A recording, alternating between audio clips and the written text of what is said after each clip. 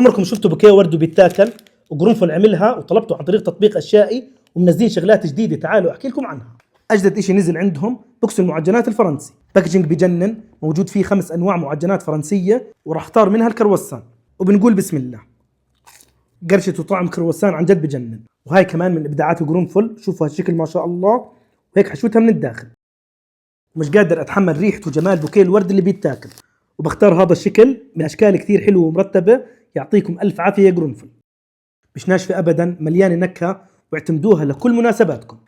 البوكس التركي موجود فيه 5 اصناف من المعجنات التركيه، موجود بس عند قرنفل، وبناخذ منه السميت.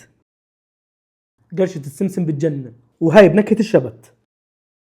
والبوكس الثالث البوكس العربي بكون فيه 5 انواع معجنات عربيه، وبناخذ منها البعلبكيه.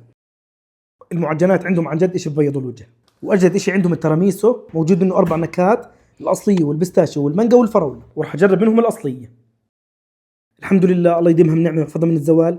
رائعين يا قرنفل ومبدعين، والاروع انكم موجودين على تطبيق محلي اردني اشيائي.